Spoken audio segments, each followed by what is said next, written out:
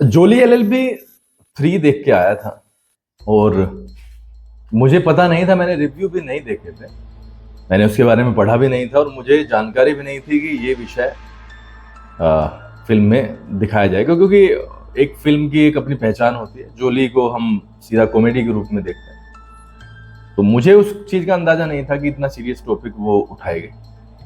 किसानों का मुद्दा कोर्ट रूम में दिखाया गया है, किसानों की जमीन हड़पने का। यार मतलब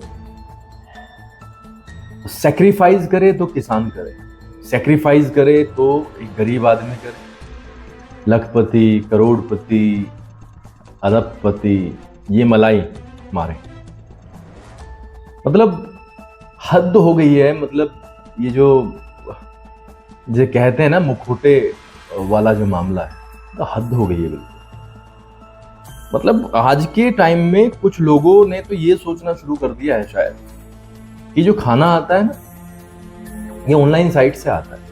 ये जो डब्बे पैक कर करके जो भागे फिरते हैं, कंपनियों ने जो दौड़ाए हुए हैं ये आजकल के बच्चे, और इनके बारे में भी किसी दिन बात होगी, क्योंकि बेरोजगारी की समस्या बहुत बड़ी है, इसलिए किसी ना किसी को कुछ ना कुछ तो काम करना ही है।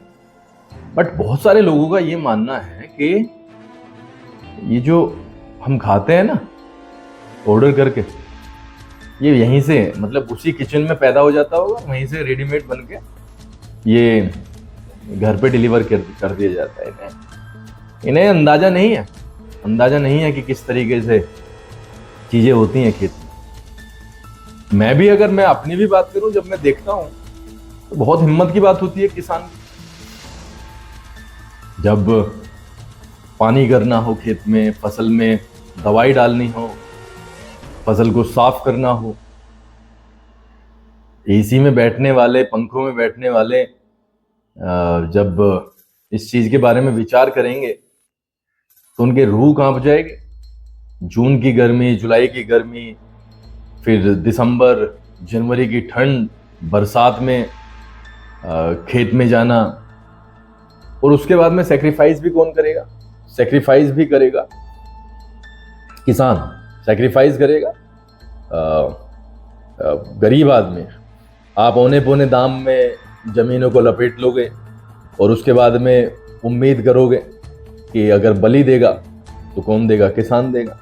और वही चीजें अगर अमीर आदमी पे आती है तो वो पीछे हट जाता है। तो उसकी मर्जी की मान्यता है, पिक्चर में यही दिखाया गया है, उसकी मर्जी की तो मान्यता है, लेकिन क्योंकि एक आदमी गरीब है तो उसकी मर्जी की कोई भी मान्यता नहीं। किसानों ने तो हर मौके पर मतलब अपनी बलि भी दी है, योगदान भी किया है, उनसे बढ़ के कौन हो सकता है? तो जो बिजनेसमैन हैं ये अपनी अकल को शायद ठिकाने पे इन्हें लगाने का वक्त तो है, और चारों तरफ ऐसी चीज चल रही है कि नंबर बहुत मतलब आने वाला है। क्योंकि अगर आप ग्राउंडेड रियलिटी देखेंगे तो परेशानी वाला समय है, ये बहुत परेशानी वाला समय है। लोगों के पास में पैसे नहीं है, ये सच्चाई है। गरीब आदमी और गरीब होता जा रहा है, और कुछ जो अमीर आदमी थे वो और अमीर होते जा रहे हैं। तो ये जो खाई है ना गरीब और अमीर के बीच की, ये ठीक नहीं है। ये इतिहास में भी हमने देखा है, जैसे जैसे ये खाई बढ़ेगी और इसका एक जो सीमा होती है हर चीज की वो पूरी होगी, तो स्थितियां भयावह होंगी, बहुत भयावह होंगी। तो मैं तो जोली एलएलबी 3 के मेकर्स को बहुत बहुत धन्यवाद देना चाहता हूं कि इन्होंने इस विषय को उजागर किया। और मैं एक और चीज मैं कहना चाहूंगा, एक शान फराशर जी करके एक चैनल है, रिव्यू करते हैं। तो जब फिल्म देखने के बाद में मैंने ऐसे स्क्रॉल करना शुरू किया तो यूट्यूब पे उनका रिव्यू खुला, तो उन्होंने एक चीज कही थी कि मैं इसी फिल्म के को देखते हुए उन्हें अपनी माताजी के बारे में एक चीज याद आई। उनके ऊपर एक केस किया गया था, या उन्होंने केस किया था, कुछ ऐसा कुछ था, मैं बताता हूँ। तो केस ये था कि बहुत सारे प्राइवेट स्कूल्स करते क्या है, मैं आपको बता देता हूँ कि ये गरीब और बेरोजगार लोग ही मारे जाते हैं। देखो, तो बहुत सारे प्राइवेट स्कूल्स करते क्या है कि उन्हें क्योंकि खर्चा दिखाना होता है पूरा, तो वो चेक के थ्रू जब सैलरी देते हैं टीचर्स को, फॉर एग्जांपल 40,000 सैलरी रजिस्टर में, और मतलब पोर्टल पे कितनी सैलरी है, 40,000 रुपये प्रति माह, तो वो 40,000 का चेक हम आते हैं टीचर्स को एज ए सैलरी।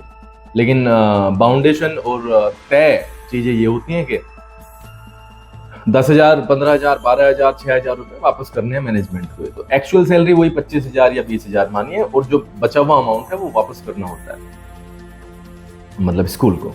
तो उनके इस चीज़ के खिलाफ उनकी माताजी ने आवाज़ उठाई थी, और उसके बाद में जब वो कोर्ट में चला गया था केस, उसके बाद में ऑर्डर आए थे कि उनकी माताजी को हटाया नहीं जा सकता स्कूल से जब तक कि ये कोर्ट में है मामला।